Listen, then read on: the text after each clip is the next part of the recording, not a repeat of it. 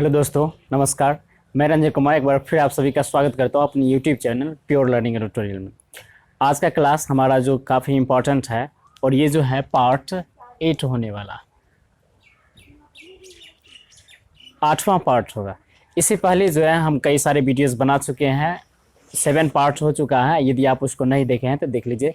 और यदि part wise देखिएगा तो ये चैप्टर जो है पॉलिनोमियल जो क्लास 9th का है, ये काफ़ी इंपॉर्टेंट चैप्टर है और ये बिल्कुल आपको आसान लगेगा। ज़्यादा जटिल भी नहीं है, ज़्यादा कॉम्प्लिकेटेड भी नहीं है, एकदम आसान लगेगा यदि पार्ट वाइज देखते हैं तो आज का टॉपिक जो है हमारा शेषफल प्रमेय एवं गुणनखंड प्रमेय। पिछले क्लास में हम लोगों ने देखा था कि किस तरह से जो है बहुपद का मान ज्ञात कर सकते हैं, किस तरह से जो है बहुपद का शून्य ज्ञात कर सकते हैं, और फिर बहुपद का शून्य क्या होता है, बहुपद का मान क्या होता है, इस सब के बारे में हमने जानकारी ली थी। आज का क्लास जो है हमारा, जो कि काफ़ी इंपॉर्टेंट टॉपिक है, शेषफल प्रमेय एवं गुणनखंड प्रमेय। ये दोनों जो है शेषफल प्रमेय एवं गुणनखंड प्रमेय, ये दोनों काफ़ी इंपॉर्टेंट है।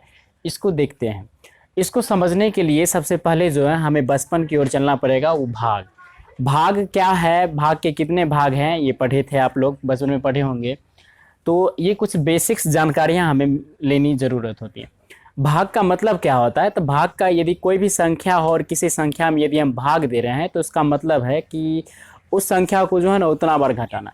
यदि मान लीजिए कोई संख्या है और उस संख्या से किसी संख्या में यदि भाग दे रहे हैं, इसका मतलब है कि जिस संख्या से हम भाग दे रहे हैं इसका मतलब उसको उतना बार घटाना।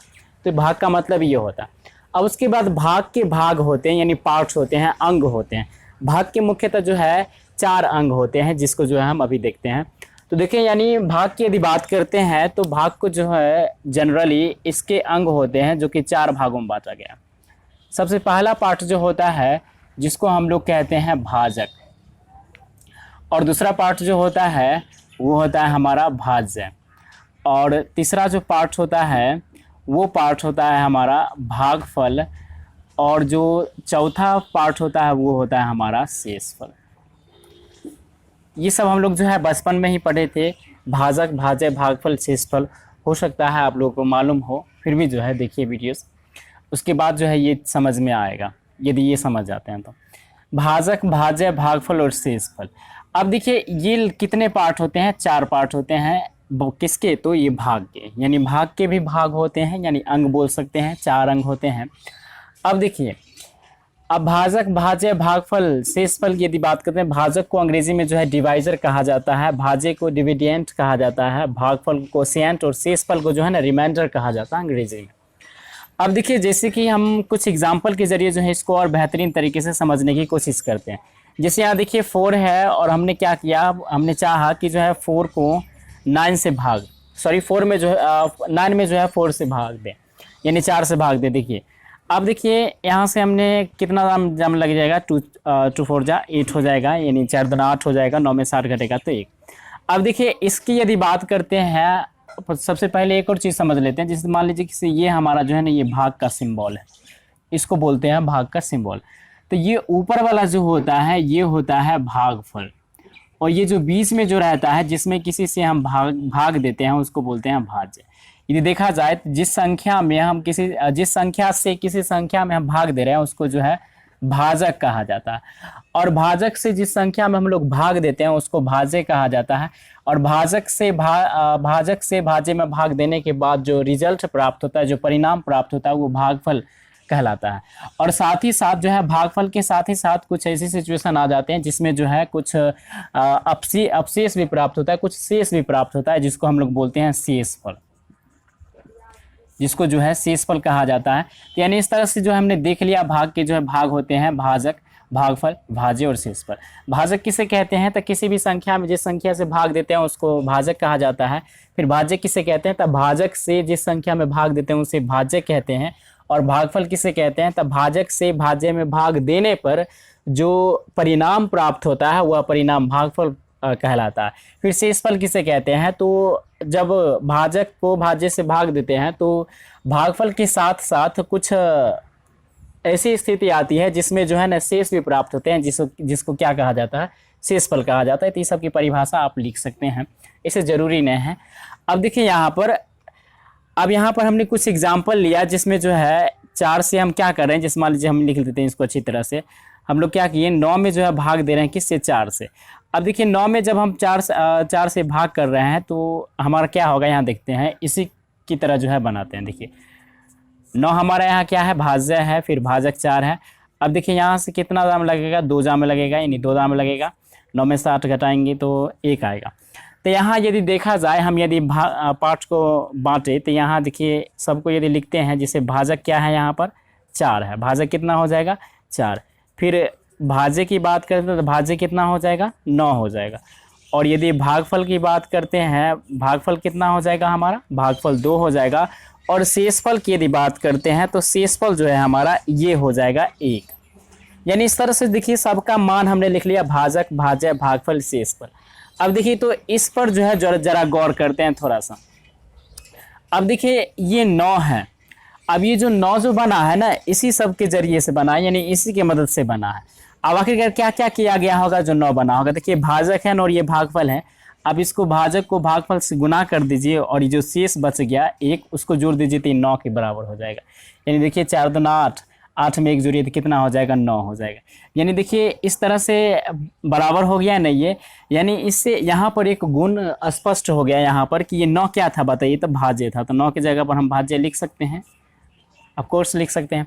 देखिए 4 क्या था हमारा, भाजक था, 4 जो है हमारा भाजक था। फिर क्रॉस है तो क्रॉस देंगे।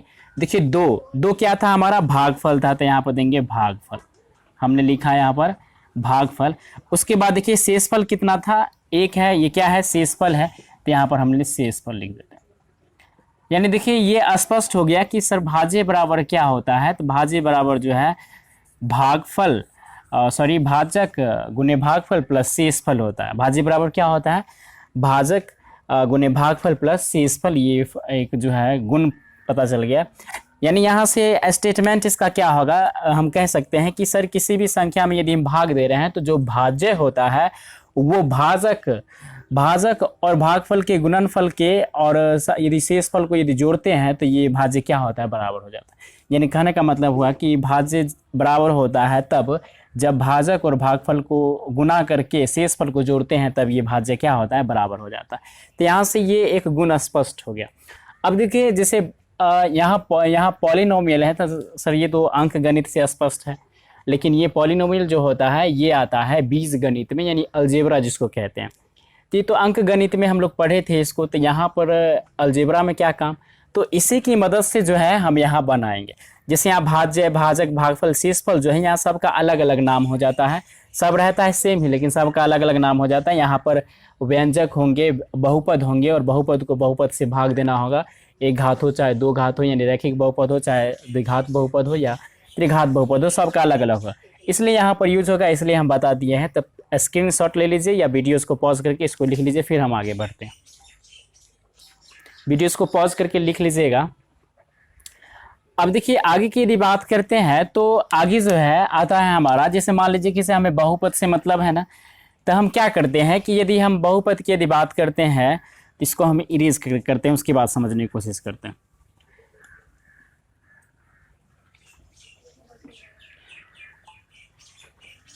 यहाँ पर हमने अभी तुरंत ही देखा कि ये भाग जो है किसके बराबर, यानी ये भाग में यदि बात करते हैं तो जो भाज्य था ये बराबर था किसके, भाजक गुने भागफल और प्लस शेषफल के बराबर था।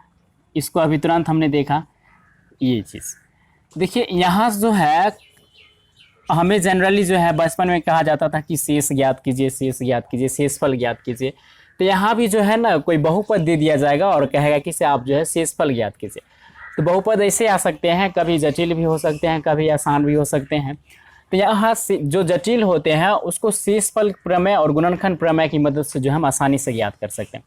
जैसे मान लीजिए कि से यहाँ पर क्या कहा जाएगा कि ये भाज्य जो हमने क्या कर लिया, यानी भाज्य को यदि हम px मान लेते हैं, भाज्य को px, और यदि भाजक को जो है gx मान लिया जाए, और भागफल को जो है यदि qx मान लिया जाए, और शेषफल को जो है rx मान लिया जाए, यानी इसको इस तरह से मान लिया जाए, तो भाजक के फॉर्म में लिखना चाहेंगे तो क्या लिख सकते हैं, यानी ये हो जाएगा px बराबर, यानी भाज्य बराबर, यानी px बराबर भाजक gx माने हैं तो ये gx हो जाएगा, गुणे भागफल क्यू एक्स है तो ये हो जाएगा क्यू एक्स प्लस शेषफल जो है हमारा आर एक्स है तो यहाँ पर आर एक्स लिख सकते हैं।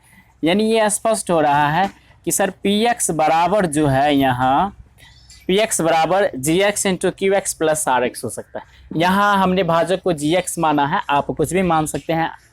आर एक्स तो हमने रिमाइंडर को माना है यानी शेषफल को, और भागफल को क्यू एक्स माना है। यहाँ पर पी एक्स जी एक्स जो हो यानी अलग अलग होना चाहिए सब, ताकि जो है मिले नहीं, इसको हम मान सकते हैं। तो यानी पी एक्स बराबर G X into Q X plus R X, इसको और डिटेल से पढ़िएगा, आपको इसको 10th क्लास में इसको कहा जाता है एल्गोरिथम विभाजन इसको। तो आगे जो है हम लोग अच्छी तरह से पढ़ेंगे। तो देखिए यहाँ पर जो है क्या कहा गया है शेषफल प्रमेय के बारे में, इसी की मदद से यहाँ कोई यदि बहुपद पी एक्स है, हम देखिए यहाँ पी एक्स माने हैं ना, और यहाँ पर कोई बहुपद ही होगा। कोई बहुपद यदि पी एक्स है तथा ए कोई वास्तविक संख्या है, ए कोई क्या है वास्तविक संख्या है, तो पी एक्स को यदि एक्स माइनस ए से भाग देते हैं तो जो शेषफल प्राप्त होता है वो पी ए होता है। यानी कहने का मतलब ये हुआ कि यदि मान लीजिए किसी कोई पी एक्स है, कोई पी एक्स है और इसमें यदि हम पी एक्स में यदि एक्स माइनस ए से भाग देते हैं एक्स माइनस ए से, तो जो भागफल प्राप्त होता है वो क्या होता है पी ए हो, सॉरी शेषफल जो प्राप्त होता है वो पी ए होता है। यानी ये कहा गया, ये शेषफल प्रमेय यही कहा गया कि यदि कोई बहुपद है और उसमें कोई ए वास्तविक संख्या है तो पी एक्स से यदि हम पी एक्स को एक्स माइनस ए से भाग देते हैं तो शेषफल जो है पी ए प्राप्त होता है। आखिरकार ये पी ए कैसे प्राप्त होगा, हम कैसे जानेंगे, कैसे जाने कि जो है ना ये पी ए ही प्राप्त हो गए। कोई आकर के लिख दिया कि नहीं, देखिए इसको प्रूफ किया गया, उसके बाद ये स्टेटमेंट दे दिया गया। यदि पी एक्स कोई बहुपद है तथा ए कोई वास्तविक संख्या तो पी एक्स को एक्स माइनस ए से भाग देते हैं तो शेषफल जो है ना पी ए प्राप्त होता है। अब इसको सिद्ध किया गया, आखिरकार क्या क्या कहा गया, देखिए आसान वे में हम लिख दें, यहाँ पर लिखना ना पड़े इसलिए लिख दिए ताकि जो है वीडियोज़ लंबी ना हो। अब देखिए हमने लिखा कि इसे माना कि पी एक्स कोई बहुपद है। अब इसमें हमने मान लिया, जैसे पी एक्स तो हमें नहीं पता था, कोई बहुपद तो नहीं पता था कि कौन सा बहुपद होगा, तो हमने मान लिया कि पी एक्स क्या है कोई बहुपद है। अब यदि पी एक्स में एक्स माइनस ए से यदि हम भाग देते हैं तो अब जानते हैं कि किसी भी संख्या में यदि भाग देते हैं सर तो भागफल और शेषफल भी प्राप्त होता है ना। तो और भाजक भी हमें पता होना चाहिए सब कुछ, तब ना पता कर सकते हैं कौन भाजक है, कौन भागफल है, कौन शेषफल है। तो यदि कोई पी एक्स बहुपद है तो उसमें यदि हम एक्स माइनस ए से भाग दे रहे हैं यानी भाजक ये हो गया। जब भाग दे रहे हैं तो हमें भागफल और शेषफल दोनों प्राप्त होगा। यदि भाग दे रहे हैं तो भागफल और शेषफल दोनों प्राप्त होगा ना। तो हमने मान लिया कि भागफल जो है जी एक्स प्राप्त हुआ और शेष जो है आर एक्स प्राप्त हुआ। यहाँ देखिए भागफल को जी एक्स माना गया है, यहाँ हम माने हैं क्यू एक्स। आप क्यू एक्स जी एक्स भी मान सकते हैं, इसको क्यू एक्स भी मान सकते हैं, यानी मानने पर निर्भर है, आप कुछ भी मान सकते हैं, लेकिन वो पॉलिनोमियल के फॉर्म में होना चाहिए, जिससे सूचित करते हैं बहुपद को उस रूप में होना चाहिए। अब देखिए यहाँ पर तो यानी ये इस यहाँ से हम ये चीज़ लिख सकते हैं ना, जैसे मान लीजिए कहा कि इसे पी एक्स में एक्स माइनस ए से भाग देते हैं तो भागफल जी एक्स तथा शेषफल आर प्राप्त होता है, ये हमने मान लिया। अब देखिए यहाँ पर तो इसको तो इस रूप में लिख सकते हैं ना, भाज्य बराबर भाज्य गुने भागफल प्लस शेषफल। देखिए भाज्य पी एक्स को माने थे, अब बराबर भागफल गुने भाजक, देखिए ये भाग देने तो ये भाजक हुआ ना, यानी जी और ये भागफल, तो इस दोनों को गुना करेंगे, देखिए क्रॉस कर दिए ना, जी एक्स इंटू एक्स माइनस है। देखिए जी एक्स भागफल को माना गया था और शेषफल आर एक्स को, तो आर एक्स यानी शेषफल को जोड़ दिया जाता है अंत में। देखिए भाजक और भागफल को गुना कर दिया जाता है और शेषफल को जोड़ दिया जाता है, तो वही किए हैं यहाँ पर। ये भाजक था और ये भागफल था, तो इसको दोनों को गुना किया आपस में, और जो शेषफल हम माने थे उसको क्या किए, जोड़ दिए। अब देखिए यहाँ पर एक स्टेटमेंट है यहाँ पर, जैसे देखिए यहाँ पर ये लिखा गया है, जो इसको जो है अच्छी तरह से हमें आगे और समझ में आएगा, इसका भाग किस तरह से बनता है बहुपद का वो सीखेंगे तब। देखिए यहाँ पर चूंकि x माइनस ए एक रैखिक बहुपद है, देखिए x माइनस ए कौन सा बहुपद है, जनरली आप बता सकते हैं कि सर इसमें घात एक है इसलिए जो है ये रैखिक बहुपद है। यहाँ a जो है आप ये नहीं समझिएगा कि a भी चर है, ये चर नहीं यहाँ पर यूज हुआ है, किसके तरह यूज हुआ है, ये वास्तविक संख्या है, और कोई भी संख्या क्या होता है, अचर होता है, तो यानी यहाँ पर अचर की तरह ये a यूज हुआ है। अब देखिए ये जो है क्या है, एक रैखिक बहुपद है, इसलिए जो है ना शेषफल एक जो है ना अचर राशि होगा। अब देखिए रैखिक बहुपद से जनरली यदि हम भाग देते हैं ना, कोई भी बहुपद, चाहे एक घाती बहुपद यानी रैखिक बहुपद हो, चाहे द्विघाती बहुपद हो, चाहे त्रिघाती बहुपद हो, तो जो शेष प्राप्त होता है, जो शेषफल प्राप्त होता है वो एक अचर राशि होता है। इसको अच्छी तरह से हम पढ़ेंगे आगे जो है और समझ में आ जाएगा आखिरकार अचर राशि कैसे प्राप्त होता है, हम देखेंगे आंख से तो आराम से आ जाएगा। तो यानी इतना जान लीजिए कि कोई भी रैखिक बहुपद से यदि कोई भी बहुपद में भाग दे रहे हैं तो जो शेषफल प्राप्त होता है वो अचर राशि होता है। लेकिन एक चीज़ ध्यान रहे, वो रैखिक बहुपद होना चाहिए, कोई दूसरा बहुपद यानी द्विघाती बहुपद त्रिघाती बहुपद नहीं होना चाहिए। रैखिक बहुपद से भाग देंगे तभी। अब देखिए यहाँ पर उसके बाद आगे की यदि बात करते हैं तो आता है हमारा यहाँ पर, तो हमने क्या किया, एक अचर राशि जब प्राप्त होता है तो हमने मान लिया कि माना कि Rx बराबर के, यानी ये के क्या है, अचर राशि। के क्या है, एक अचर राशि है। चूंकि शेषफल प्राप्त होता है अचर राशि, इसलिए शेषफल को हमने क्या कर लिया, के मान लिया। चूंकि Rx यहाँ देखिए शेषफल हम लोग माने थे, इसलिए Rx बराबर के।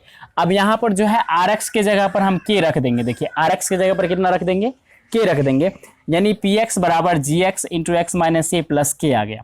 अब देखिए यहाँ पर x बराबर, इसमें जहाँ जहाँ x है वहाँ a रख देते हैं। अब देखिए यदि x माइनस ए का यदि हम शून्य ज्ञात करना चाहेंगे तो इसको 0 के बराबर करेंगे। और शून्य ज्ञात करने के लिए क्या होता है कि हम ये वाला चीज़ पिछले क्लास में पढ़ चुके हैं। x बराबर क्या हो जाएगा, x बराबर हो जाएगा 0 और प्लस में a इधर आ जाएगा, यानी x बराबर a आ जाएगा। तो अब जहाँ जहाँ x है वहाँ वहाँ क्या रखेंगे, a रखेंगे। एक तरह से मानिए किसी बहुपद का मान आ गया यहाँ पर। अब देखिए x बराबर a रखने पर इसमें समीकरण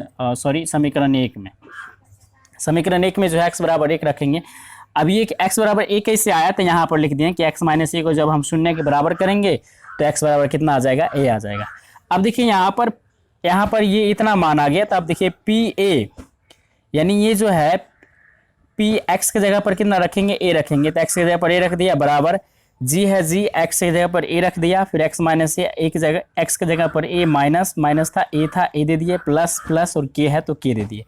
अब देखिए g a वो ज्यों का त्यों रखें। अब देखिए a में से a को घटाएंगे, इतना आ जाएगा 0 आ जाएगा प्लस k।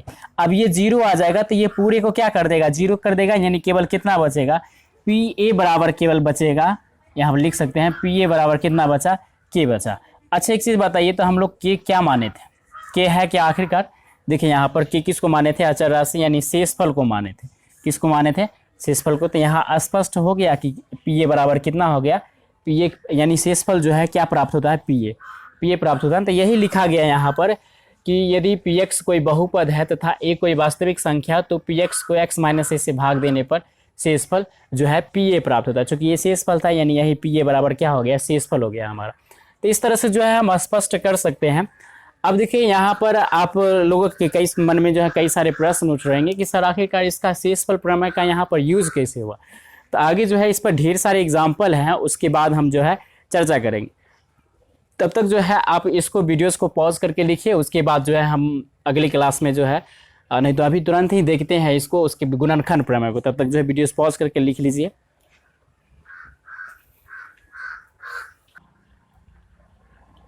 अभी तक हमने देखा शेषफल प्रमेय के बारे में, यानी रिमाइंडर थ्योरम, अंग्रेजी में जो है रिमाइंडर थ्योरम कहा जाता है, और गुणनखंड प्रमेय को फैक्टर थ्योरम कहा जाता है। देखिए शेषफल प्रमेय के बारे में हमने अभी क्या देखा कि सर यदि मान लीजिए किसी कोई Px है और इसमें यदि आप भाग दे रहे हैं x माइनस ए से, तो जो शेषफल प्राप्त होता है वो PA के बराबर होता है। यही चीज़ देखा। तो इसी की मदद से जो है हम इसको सिद्ध करने की कोशिश करेंगे। आखिरकार शेष गुणनखंड प्रमेय क्या कहता है, इसके बारे में पहले जानते हैं, उसके बाद सिद्ध करेंगे। देखिए गुणनखंड प्रमेय कहता है कि आप मान लीजिए कोई बहुपद है Px, ठीक, हमने मान लिया, और यदि a कोई एक वास्तविक संख्या है तो x माइनस ए Px का एक गुणनखंड होगा यदि और केवल यदि PA बराबर 0 हो जाए। यानी कहने का मतलब ये गुणनखंड हमें पता करना है कि x माइनस ए जो है ये Px का गुणनखंड है कि नहीं है। तो यानी PA बराबर यदि 0 आ गया तो ये गुणनखंड होगा, नहीं तो नहीं होगा। अच्छा एक चीज़ याद आ गया होगा कि PA है क्या, यहाँ पर PA शेषफल है। तो यानी इसका मतलब ये है, स्पष्ट है कि सर यदि कोई भी बहुपद में यदि हम भाग देते हैं तो यदि शेषफल 0 आ जाएगा तो क्या होगा, बहुपद का गुणनखंड होगा। यानी मान लीजिए किसी कोई बहुपद है, हम यहाँ पर हमने मान लिया कोई बहुपद है, और इस बहुपद के जरिए हम इसमें भाग दे दिए, तो जो शेषफल आ गया 0 आ गया, तो ये वाला जो है ये शून्यक होगा, इसका शून्य ये गुणनखंड होगा, ये इसका गुणनखंड हो जाएगा ये। तो यानी वही स्पष्ट किया जा रहा है कि यदि कोई बहुपद Px है तथा a कोई वास्तविक संख्या है तो x माइनस ए Px का एक गुणनखंड कहलाएगा। कब, जब PA बराबर 0 हो जाएगा, तब यही स्टेटमेंट है, और यही स्टेटमेंट को जो है गुणनखंड प्रमेय कहा जाता है इसको। अब देखिए ऐसा क्यों लिखा गया, ये स्टेटमेंट को कोई सीधे लिख दिया क्या, नहीं, पहले कोशिश प्रमाणित किया गया, उसके बाद ये लिखा गया। देखिए यहाँ नीचे प्रमाण हम लिख दिए हैं। देखिए लिखा गया है कि सबसे पहले हम जानते हैं कि पी एक्स में x माइनस ए से भाग देते हैं तो शेषफल पी ए प्राप्त होता है। ये कहाँ से लिख दिए पता चला?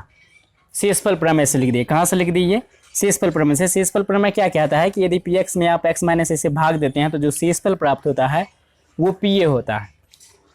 अब देखिए इस पी ए जो प्राप्त हुआ तो यानी स्पष्ट हम लिख सकते हैं अतः पी एक्स बराबर x minus a into g x plus p a. कैसे?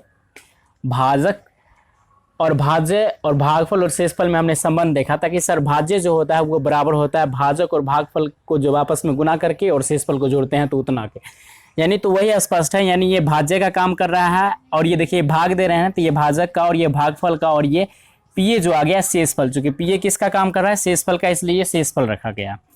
अब देखिए यहाँ पर तो यहाँ पर ये जो आ गया ये स्टेटमेंट जो लिख दिए ये कहाँ से लिख दिए? तो भाजक का जो स्टेटमेंट आया था, जो गुण आया था कि भाज्य बराबर भागफल गुणे भाजक प्लस शेषफल, वहीं से लिख दिया। तो देखिए यहाँ पर चूंकि यदि पी ए बराबर 0 हो जाए, यहाँ कहा गया है कि यदि पी ए बराबर 0 हो जाएगा तब गुणनखंड होगा, ये नहीं तो नहीं होगा।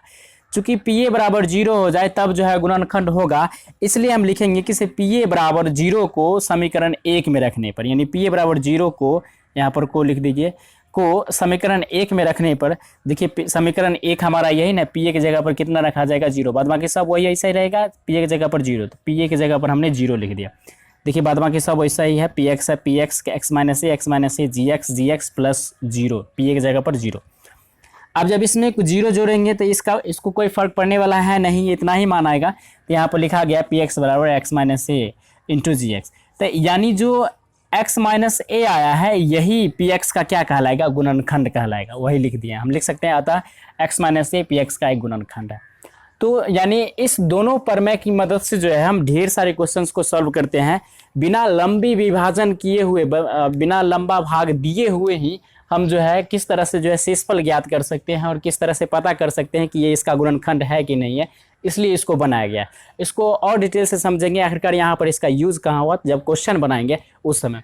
तब तक जो है इस पर जितने भी ये थ्योरेटिकल पार्ट था एक तरह से बुझिए, इसको सॉल्व करने के लिए, जो क्वेश्चंस को सॉल्व करने के लिए जो है ये बताना ज़रूरी था। तो इस पर जब तक जो है आप तैयारी कीजिए, उसके बाद हम अगले वीडियोज में जो है इस पर जो है इसका अनुप्रयोग करेंगे, यानी एप्लीकेशन करेंगे इस पर, यानी प्रयोग करेंगे। तो फिर मिलते हैं अगले क्लास में क्वेश्चंस के साथ। बाय, टेक केयर, अपना ध्यान रखिएगा।